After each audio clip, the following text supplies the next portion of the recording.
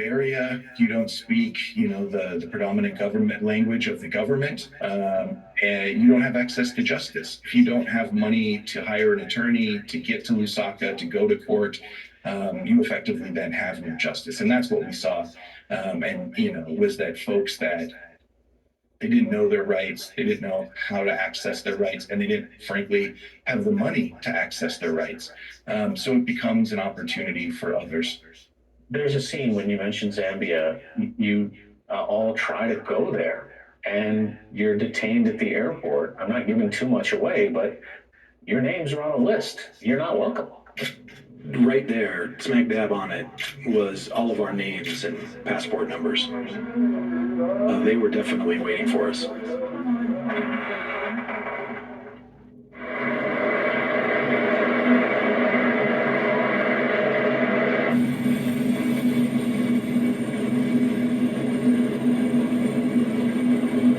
What's going on now, Nate?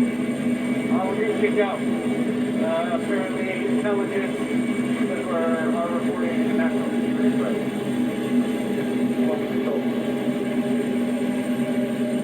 I guess what happened to how you were thinking about the reporting, Nate? Yeah, I mean, I think the big takeaway is when you go to a country and you land there to report on essentially farming, on food and water, and you're immediately detained and put into a detention cell, and you see your names and passport numbers up on like the police blotter, you realize that food and water have really risen to that level that when you show up to report on them, you get detained. And I think that is a key takeaway of how we're shifting into the 21st century with regards to the importance of food and water. Nate, when you were looking into how, Africa is kind of this, fertile ground for both food and water for these multinational corporations, as well as, groups that you don't expect. I mean, an interesting name comes up, and that's Erik Prince. And most people are familiar with Erik Prince as the head of Blackwater Securities. Had, basically, we're doing contracts for the U.S. government in Iraq and Afghanistan. What's the role that he is playing in this, or was playing in this? Yeah, that's right. I mean, it kind of started for me personally as I was reading World Bank reports, UN reports, and they were basically, they say that 50 to 60% of the arable land left in the world that could feed the growing global population is in Africa. And so I began thinking, okay, I'm seeing what's happening in Arizona and the US and elsewhere. What does that look like in Africa and who's doing it? And I'd actually seen Erik Prince go on Jon Stewart's The Daily Show and say that he had started a private equity company that was going to be investing in land in Africa for farmland. And one thing led to another, and we got a lot of information on what Erik Prince was doing there, and who he was sort of financially supporting, what government and powerful entities were backing him to go into Africa, to buy up land, to be able to export food to wealthier countries. Did you try to reach out to him? What did he have to say? I did. I tried to reach out to him multiple times. It was always no comment. I went to their offices, one of his offices in Hong Kong, emailed the spokespeople, always, unfortunately, no comment. There's a section of the film where you start talking about really how climate change is going to affect the planet and what are some of the unintended sort of opportunities, I guess, that climate change presents. And you have this map of basically sections of glaciers thawing in Russia and how it could essentially become a new Iowa. And there's a very interesting scene where I had no idea that Russia was importing American cowboys. My wife seen an ad on the internet, and as a joke, she thought it'd be funny as hell.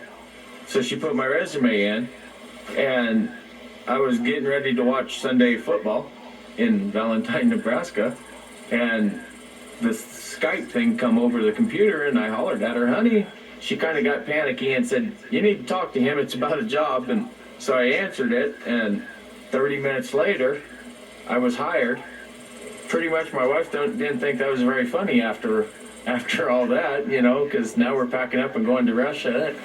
Oh, here we go. Hey, you guys better give him some air. Oh, he's tapped out, boys. Why were they doing that? Yeah, that's right. I think here in the US, the idea of climate change can be contentious. Some people are skeptic, but what I can tell you is that President Putin isn't. He's basically said that climate change is happening and it means that they're going to have to buy less furs and are going to be able to grow more food. And the reason it happens is as things warm up, they get more growing season days, which just means that they can grow more crops, more variety, farther up north on more land, and they have a tremendous amount of water. And Putin has said that he sees that as a geopolitical asset that basically they're going to be able to feed the world. And by feeding the world, they're going to be able to use that as a tool to help have other countries see things the way they see them. And so one of the ways to do that was to import American cowboys to begin helping Russia to build up the world's largest cattle herd, to be able to feed beef to other countries. And so we found these spur wearing, leather chap wearing cowboys from New Mexico, Montana, Nebraska, in the middle of nowhere, Russia, training up Russians to become cowboys.